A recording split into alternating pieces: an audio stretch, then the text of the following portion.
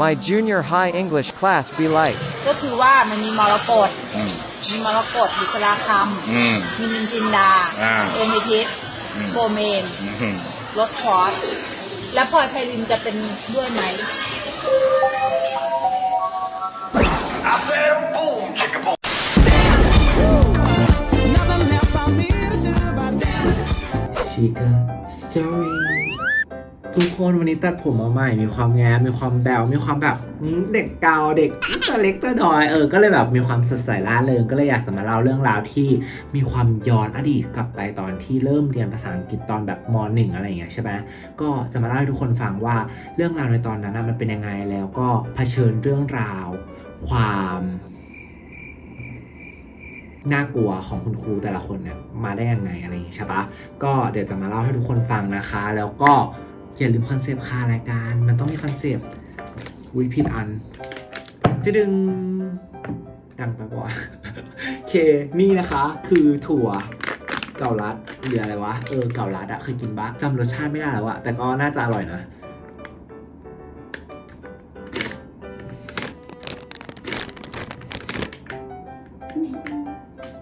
หอมมากโอเคแล้วก็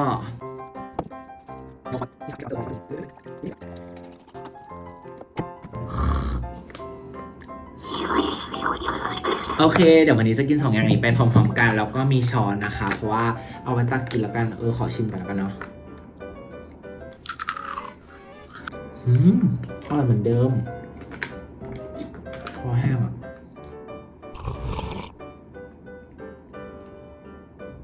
กินด้วยกันทำไมไม่อร่อยเลย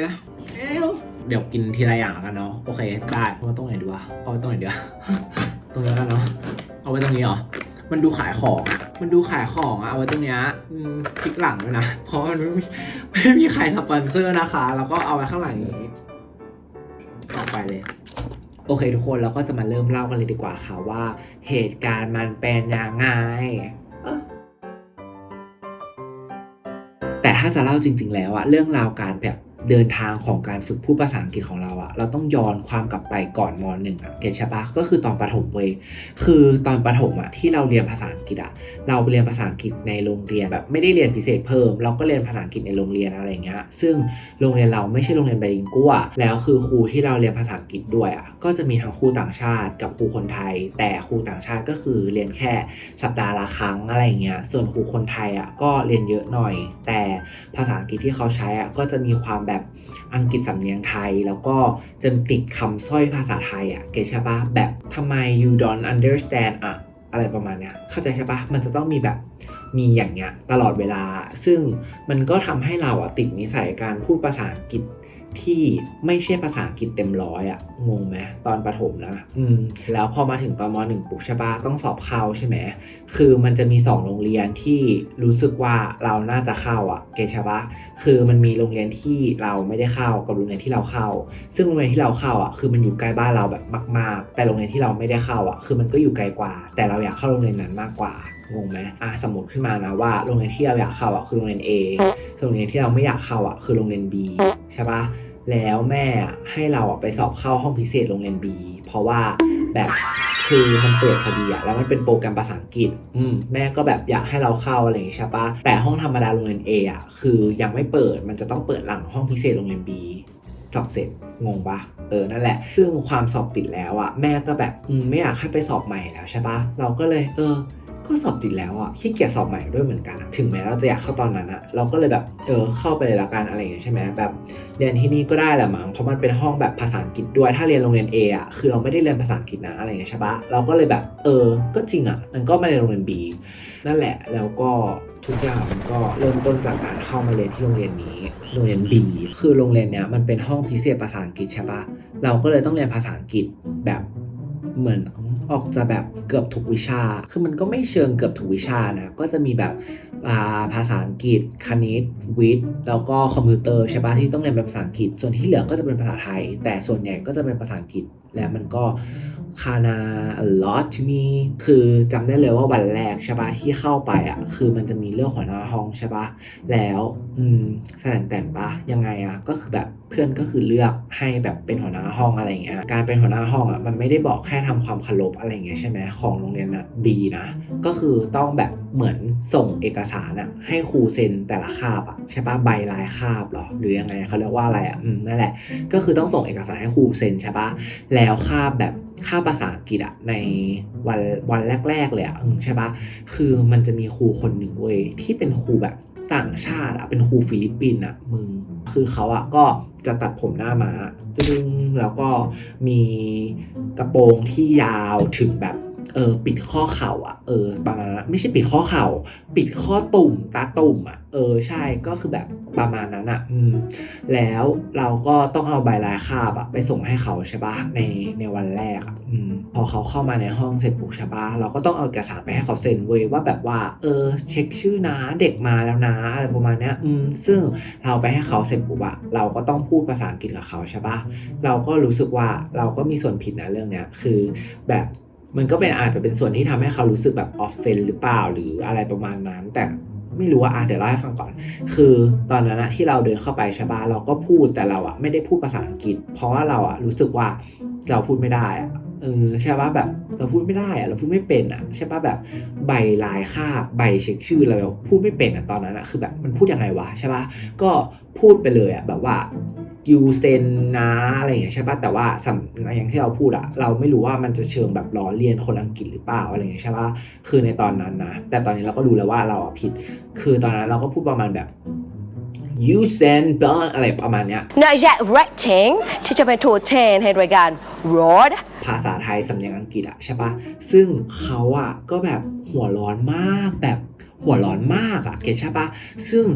ตอนนั้นเราก็รู้สึกว่าเราแบบอาจจะทำให้คุณโกรธแต่ว่ามันไม่ได้ออฟเฟนขนาดนั้นหรือเปล่าที่จะแบบหัวร้อนแบบระเบิดเก็ทใช่ป่ะแบบระเบิดแบบระเบิดอารมณ์แบบเหมือนแบบโกรธมากใช่ป่ะเราก็แบบเฮ้ยคือแบบโอ้ my god มากคือตอนนั้นคือแบบโอ้ my god มากทำอะไรไม่ถูกเลยคืออยู่ม.1 เก็ทใช่ป่ะแบบอยู่ม.1คือแบบจำคำพูดเขาได้เลยว่าเขาพูดว่าอะไรคือเขาแบบตะโกนเลยใช่ป่ะแล้วพูดว่า English is serious แบบตะโกนพูดเข้าใจป่ะตะโกนแล้วก็เหมือนแบบแหกปากแบบพูดว่าแบบว่ามันไม่ฟันนี่นะ English คุณต้องจริงจังกับการเรียนมากกว่านี้ตอนนั้นคือช็อกมากแบบทำยังไงคือแบบกลัวแล้วก็คือเริ่มเรียนก็คือรู้เลยว่าทำไมเขาถึงพูดแบบนั้นเพราะว่าเขาสอนแบบจริงจังมากแบบทุกอย่างมันจริงจังมากเดี๋ยวใช่ปะคือมันมีสอบทุกครั้งที่เรียนแบบมันเครียดแบบเครียดมากคือเราแบบคือเราไม่คิดว่ามันจะเครียดขนาดเนี้ยคือเราเข้าใจนะเว้ยว่าแบบว่ามันคือห้องภาษาอังกฤษแต่มันจำเป็นต้องสอบทุกครั้งแบบสอบภาษาอังกฤษทุกครั้งหรือเปล่าคือมันไม่สามารถแบบเล่นเกมหรืออะไรอย่างอื่นได้เลยเหรอแต่ว่ามันก็มีแบบบางครั้งที่แบบว่าเต้นแบบ YMCA อย่างเงี้ยซึ่งถามว่ามันสนุกไหมมันก็ไม่ได้สนุกป่ะแล้วมันก็ไม่ได้แบบเรียนภาษาอังกฤษไปด้วยอะไรเงี้ยแค่รู้สึกว่าแบบมันไม่ได้เลยอะไรเงี้ย ยกตัวอย่างการสอบที่เขาให้เราสอบแต่ละครั้งใช่ปะมันก็จะมีแบบโทเฟลอย่างเงี้ยโทอีกอย่างเงี้ยแบบที่เรามาให้เราสอบซึ่งม.1คือมันทำไม่ได้เก็ทใช่ปะแต่ว่ามันก็ไม่ใช่กับทุกคนแบบในห้องมันก็จะมีคนที่ทำได้แล้วถ้าคนไหนทำได้คือเขาก็จะชมแบบชมหนักมากเลยแบบซึ่งมันทำให้เรารู้สึกแบบรู้สึกแย่นิดนึงเก็ทใช่ปะแบบโหแค่แบบทำไม่ได้ก็แย่พอแล้วคืออันนี้คือชมแบบชมเหมือนออกนอกหน้าเนี่ยถ้าคุณทำแบบทดสอบไม่ได้คุณก็ไม่ต้องเอา990อย่างเด็กคนเนี้ยคือทำได้ใช่ไหมได้อาจจะได้นะ990แต่ว่าฉันได้990มาแล้วอะไรเงี้ยเขาก็ขิงเราอะไรเงี้ยซึ่งมันทำให้เรายิ่งรู้สึกแบบเฮ้ยมันแบบมัน เฮ้ยอ่ะมันแบบอะไรวะหรือบางคาบใช่ปะมันก็จะเป็นการแบบเขียนเอเซ่อ่ะคือเราต้องเขียนเอเซ่เยอะมากแบบเขียนพารากราฟเขียนเอเซ่อะไรอย่างเงี้ยใช่ไหมซึ่งถามว่าเราเขียนได้ขนาดนั้นเลยไหมมันก็เขียนไม่ได้ไงเก๋ใช่ไหมแบบเพิ่งขึ้นมาจากประถมอ่ะแล้วประถมคือไม่เคยต้องเขียนเอเซ่ค่าคือแค่เขียนตามคำบอกดิกเตชันก็ผิดจะตายอยู่แล้วยังต้องมาเขียนเอเซ่อีกหรอนั่นแหละก็แบบมันก็ผ่านมาเรื่อยๆอ่ะแบบจนถึงม.2 อ่ะคือการที่เราแบบไม่โอเคกับครูอะไรเงี้ยมันก็ผ่านมาเรื่อยๆเรื่อยๆจนถึงเราอยู่ม.2 เลยนะคือแบบเราไม่อยากเรียนกับครูอ่ะใช่ปะคือมันแบบมันไม่โอเคอ่ะคือแบบทุกอย่างมันกดดันแล้วมันก็แบบมันเหมือนเราทำอะไรเราก็ผิดอ่ะเข้าใจปะมันไม่ใช่แบบว่าถึงเราทำดีแล้วก็ผิดอยู่ดีอ่ะถ้าเราทำไม่ดีเลยยิ่งโดนด่าหนักกว่าเดิมอีกก็คือแบบได้เรียนแล้วม.1 ม.2 ก็คือแบบปล่อยไปเลยอยากสอนแล้วก็สอนแต่ว่านอนอ่ะก็นอนไปแล้วกัน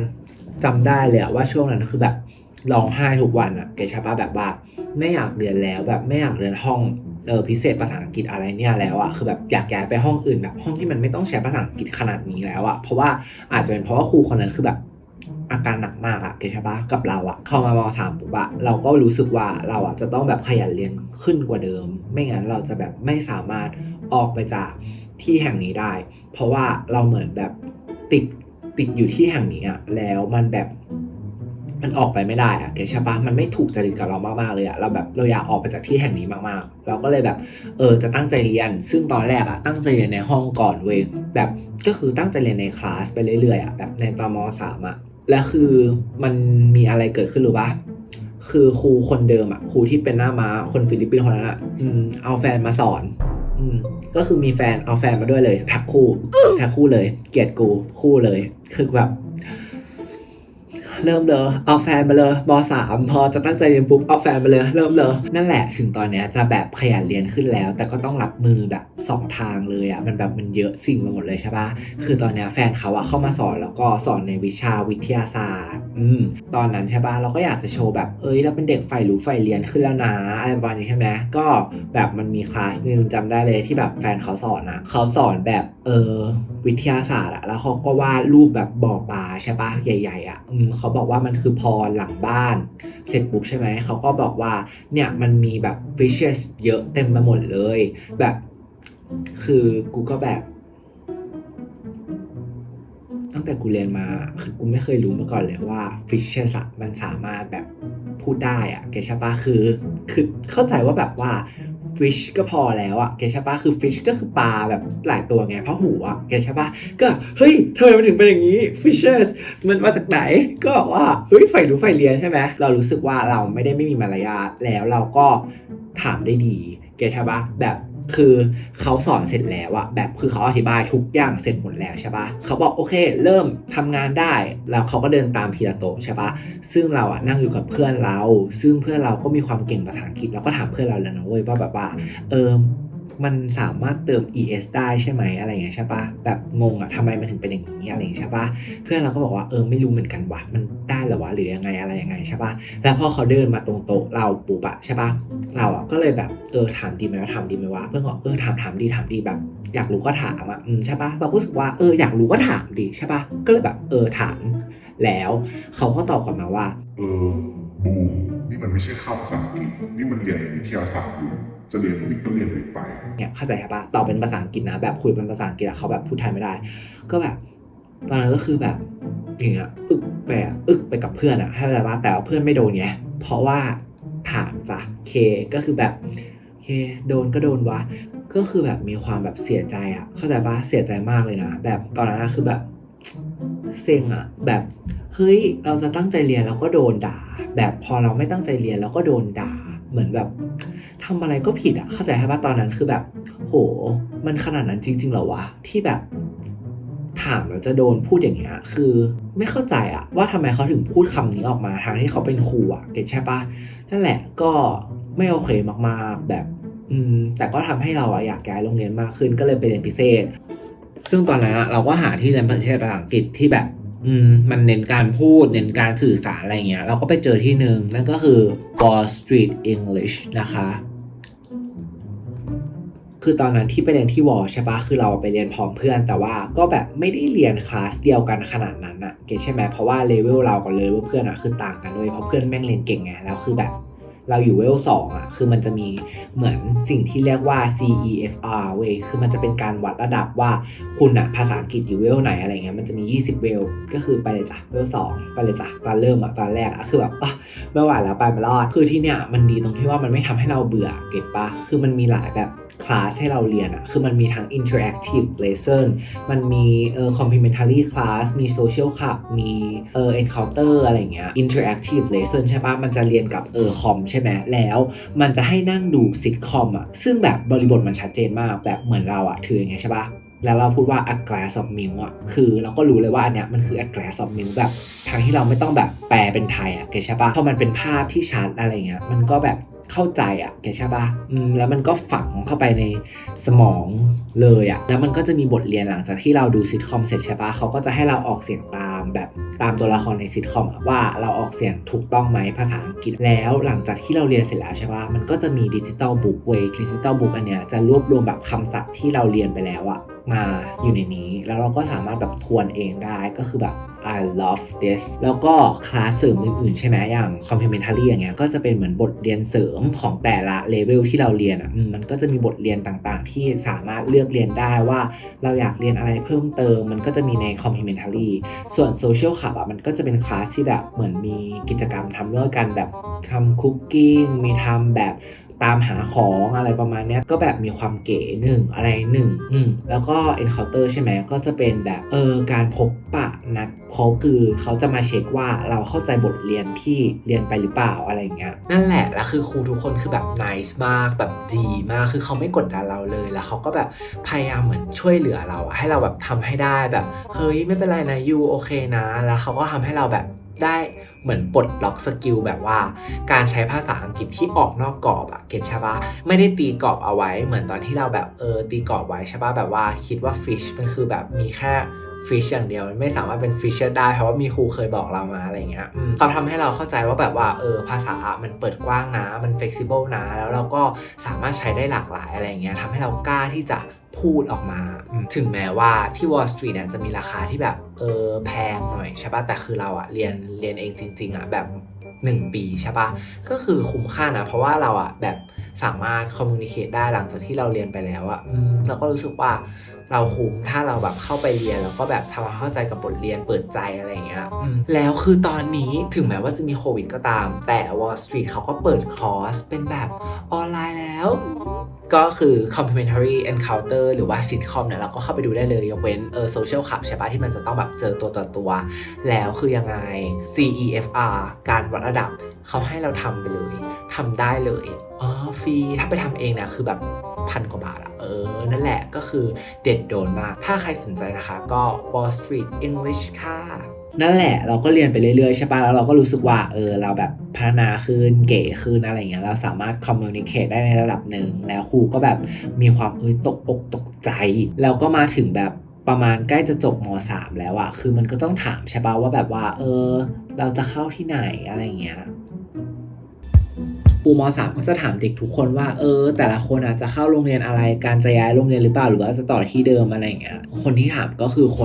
คนเดิมอะครูหน้าม้าใช่ปะเขาก็แบบว่าถ้าครูเขาถามแล้วคนที่แบบจะต่อโรงเรียนนี้เขาก็จะอารมณ์แบบเจอกันนะอะไรอย่างเงี้ยใช่ไหมหรือถ้าเป็นเด็กที่เก่งแล้วบอกว่าจะไปต่อโรงเรียนอื่นเขาก็ยูทำได้แน่อะไรอย่างเงี้ยใช่ไหมเขาก็แบบก็โอเคนะแต่พอมาเป็นเราปุ๊บใช่ปะคือเขาก็ถามว่าจะไปต่อที่ไหนอะไรอย่างเงี้ยใช่ปะเราก็บอกว่าเราจะไปต่อที่อื่นเขาก็แบบเก็ทใช่ปะแบบไม่ได้พูดอะไรแล้วก็ไม่ได้แบบว่าไม่ได้แบบชมแต่ว่าก็โอเคแล้วก็โอเคก็โอเคอ่ะไม่มีอะไรไม่ต้องชมจ้ะคือตอนเราไปสอบแล้วเราได้ใช่ปะคือเขาก็พูดประมาณว่าแบบรู้อยู่แล้วนะว่าแบบคุณอ่ะจะติดเพราะคุณอ่ะเก๋คุณอ่ะเก่งคุณอ่ะปังคุณอ่ะเลิศคุณอ่ะดีที่สุดอะไรประมาณเนี้ยซึ่ง stop แล้วก็thank you นะอะไรอย่างเงี้ยแบบแต่คือมันจะดีกว่านี้นะถ้าแบบเขาพูดคำนี้ตั้งแต่แรกอะเกชว่ามันก็จะแบบรู้สึกดีนะแบบ มันก็รู้สึกเสียใจแล้วมันก็รู้สึกแย่เราก็เลยอยากจะมาบอกทุกคนที่เพิ่งเริ่มเรียนภาษาอังกฤษแล้วก็รู้สึกว่ามันเหนื่อยมันท้อมันแบบมีแต่คนรอบตัวที่แบบไม่โอเคability สำเนียงability ต่างๆอะไรเงี้ยคือไม่ต้องไปสนใจพูดจริงๆคือภาษาอังกฤษมันก็คือภาษาหนึ่งที่เป็นการสื่อสารถ้าในวันนั้นแล้วเราสื่อสารได้ลงตัวทุกคนเข้าใจเรามันก็คือจบแล้วนั่นคือ point ของการ communicate